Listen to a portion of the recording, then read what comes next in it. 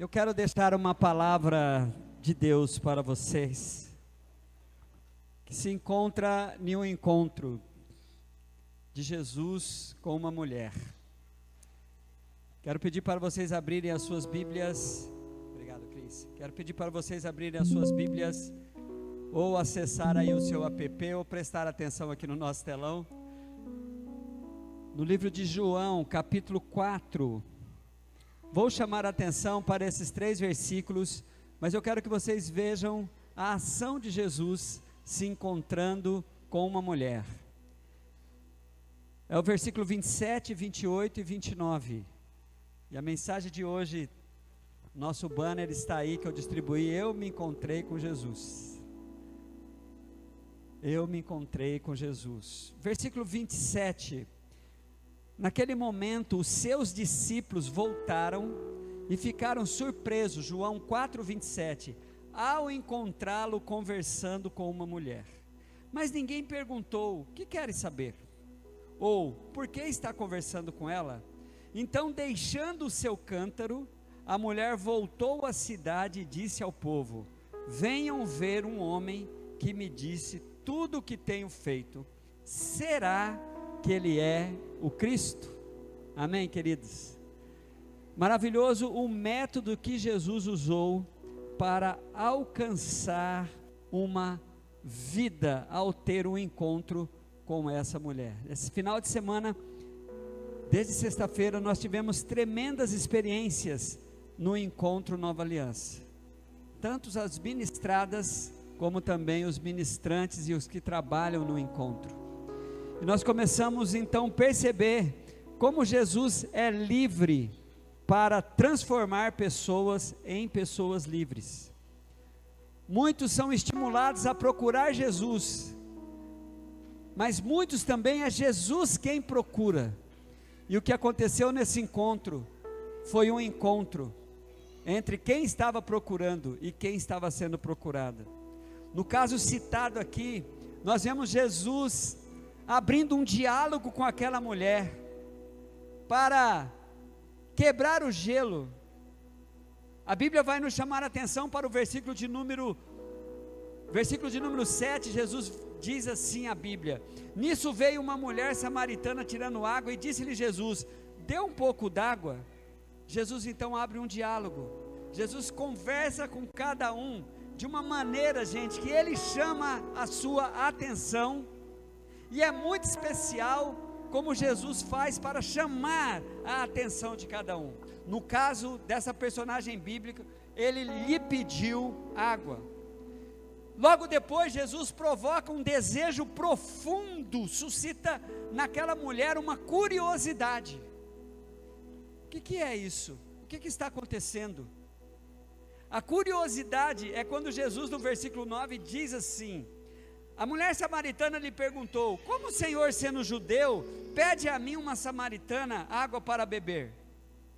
Aquela mulher ficou curiosa: como que esse cara vem pedir água para mim? Até porque os samaritanos e judeus não se conversavam, até porque a gente prende Jesus em algumas situações em que Jesus só faz isso, só faz desse jeito, mas Jesus é livre.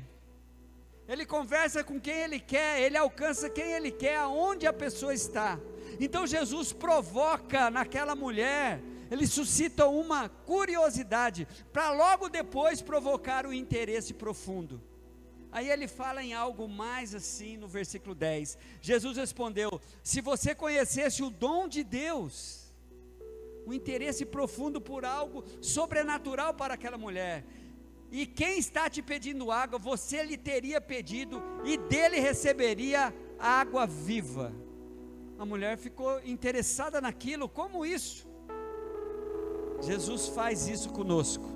Ele abre uma conversa, ele suscita uma curiosidade, e ele provoca um interesse profundo. Coisas de Jesus. E logo depois, o interesse em uma conversa de intimidade com Jesus e aquela mulher, estando só eles dois ali naquele lugar, Jesus então começa a mexer com o fundamental daquela mulher. Do interesse, ele cria uma convicção de uma situação em que ela vivia e que não era aprovada por Deus. Olhe para o versículo de número 15 e que você vai ver esta realidade. A mulher lhe disse: Senhor, dê-me dessa água. Ela se interessou pela água viva, para que eu não tenha mais sede e nem precise voltar aqui para tirar água. Jesus disse: vá e chame seu marido. Olha que coisa interessante. Jesus, de uma hora para outra, muda do assunto, porque aquela mulher já estava tendo o seu encontro com Jesus. Agora é a hora de falar do que é fundamental, da situação da minha alma diante de Deus. Por isso é que Jesus transforma aquele interesse em uma convicção de pecado. Ela disse para Jesus: não tenho marido. Respondeu ela. Disse-lhe Jesus: você falou corretamente, dizendo que não tem marido. O fato é que você já teve 5, e o homem com que você vive agora não é o seu marido. O que você acabou de dizer é verdade. A Bíblia então diz de que aquela mulher ficou assim. Ele me conhece, Ele sabe quem eu sou, Ele conhece os meus problemas. Cristo sabe o que está acontecendo conosco. Cristo sabe da minha realidade. Nada fica escondido do nosso Senhor. Aí, diante de uma situação, Jesus vai se revelar quem Ele é, a solução para os nossos pecados. A Bíblia então vai nos chamar a atenção para o versículo 19 e 20, quando a mulher diz assim: disse a mulher: Senhor, vejo que é profeta. Então Jesus declarou no versículo de número 26: sim, eu sou o Messias, aquele que está falando contigo. Aquela mulher então tem um encontro com Jesus e imediatamente começa a vir os efeitos colaterais positivos, que é o que vai acontecer com vocês, princesas, que é o que vai acontecer com todos aqueles que têm um genuíno encontro com Jesus. Sabe o que é? O desejo de falar de Cristo, o desejo de testemunhar, o desejo de querer para o outro o que Jesus está fazendo comigo. Sabe o que aquela mulher faz? Eu quero chamar a atenção de vocês para o versículo de número 28. Já li esse versículo, mas quero ler de novo. Então, deixando o seu cântaro, a mulher voltou para a cidade e disse ao povo: venha ver um homem que me disse tudo o que tenho feito. Será que ele é o Cristo?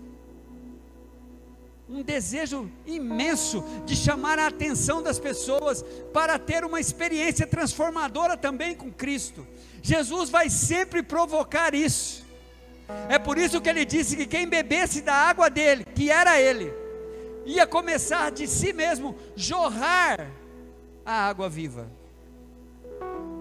Eu tenho certeza, não posso dizer 100%, mas espero que sim, que todas essas princesas aqui gostaria que uma outra pessoa que você conhece também tivesse a mesma experiência, porque Deus falou, Deus encontrou com vocês, o amor de Deus foi derramado naquele lugar, e de uma maneira tão tremenda que Ele usou pessoas iguais a nós.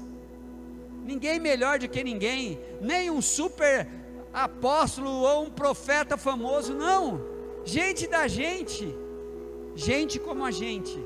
Eu tenho certeza, tomara que não tenha nenhuma exceção aqui, tomara que todos os corações de vocês estejam assim transbordando de vontade de que alguém que você conhece, que você ama, ou alguém que você sabe que precisa, tenha uma experiência transformadora com Jesus. Jesus então criou o desejo daquela mulher de testemunhar. E por fim, queridos, Jesus muda o conceito de adoração, que eu gostaria de que esse conceito de adoração fosse mudado nos nossos corações aqui, de todos nós, porque foi o que aconteceu comigo. Jesus transforma aquela mulher em uma verdadeira adoradora, tirando ela daquilo tudo que se conhecia que era adoração. E talvez Cristo quer provocar uma libertação em todos nós hoje, porque a gente já limitou, alguns de nós já limitamos o que é adoração. Adorar a Deus é cantar, levantar a mão, fechar os olhos, vamos adorar a Deus, e a gente limita muito essa adoração a música, e aqui a igreja ainda é bastante privilegiada, porque a gente estende para a dança, a gente vai, mas a adoração não pode estar e não vai estar só limitada às nossas expressões corporais e à nossa voz.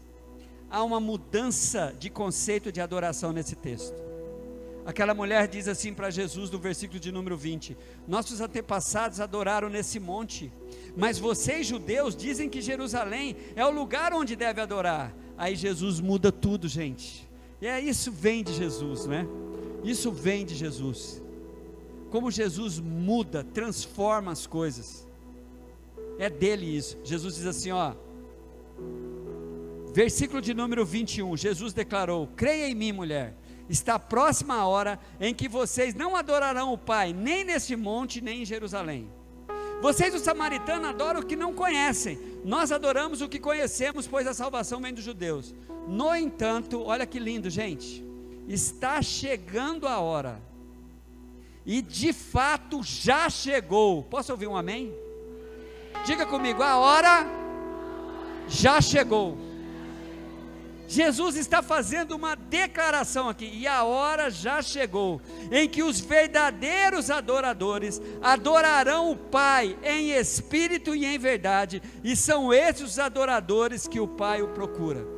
Aquela mulher não sabia, irmãos, que ela já estava adorando a Deus na sua predisposição, de primeiro ter as suas dúvidas sanadas diante daquele que sana todas as dúvidas, e depois de ter tido aquela experiência com Cristo, ela adora Cristo, voltando para a sua cidade, saindo do ostracismo, saindo da marginalidade, e declarando que ela encontrara com o Messias. Isso é adorar a Deus. Adorar a Deus não pode ser só restringido a cantar, a dançar, a levantar a mão. Amanhã, quando você for para o trabalho, adore a Deus, testemunhando do amor dEle.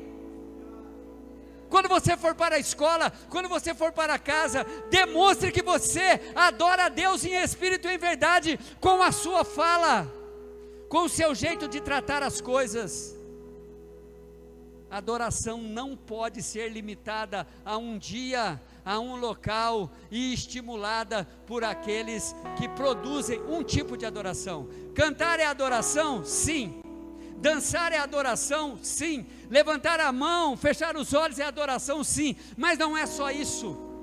Aquela mulher foi impactada com Jesus, e ele a transformou em uma adoradora que Deus estava procurando. Adoração é ter consciência de que eu preciso do meu Senhor para todas as coisas, e essa minha necessidade me faz falar sobre Ele, falar o que Ele está fazendo na minha vida, falar da minha expectativa, da minha relação com Deus. Adorar a Deus é fazer o que essa mulher fez, sair e testemunhar. E Jesus então encerra dizendo: Deus é Espírito, e é necessário que os seus adoradores o adorem em espírito e em verdade. Gente, saia dessa caixinha de adoração, saia dos locais de adoração, porque Jesus falou que já não tem mais, não é em Jerusalém, não é ali no poço de Jacó, é no espaço, olha aqui para mim, e no único espaço sagrado que tem sobre a face da terra, que não é nenhum prédio feito por mãos humanas, não é nenhum santuário, não é nenhuma catedral. Qualquer sentimento que as pessoas tenham que comprove que Deus existe, só quando Ele está em determinado local, que comprova a manifestação do amor de Cristo, só se Ele estiver em tal local, essa adoração não é uma adoração verdadeira. Porque o único espaço sagrado que tem na face da terra não fora criada pelo homem, foi criada por Deus, e esse espaço sagrado é o seu coração, e é no coração que a gente adora a Deus, em espírito e em verdade. Por isso não vai importar, aquela mulher começou a adorar a Deus, indo lá e testemunhando aos seus concidadãos, que ela tinha encontrado Jesus. Essa é a adoração verdadeira, porque fora disso, a gente vive uma vida de fachada. Só adoramos aqui se só tiver música. Não, você vai adorar a Deus amanhã, em espírito e em verdade, porque você vai ter consciência da manifestação da vontade dEle e do querer dEle na sua vida, onde você estiver, porque não tem um local específico, tem uma situação específica. Aonde estiver o seu coração, aonde você estiver lá com o seu corpo, ali se transforma em um local de adoração. E como você adora? Com as suas atitudes, com o seu olhar, com o seu falar, com o seu tocar. Você adora a Deus assim. E a hora vem, e agora a hora chegou, em que os verdadeiros adoradores o adorarão em espírito e em verdade.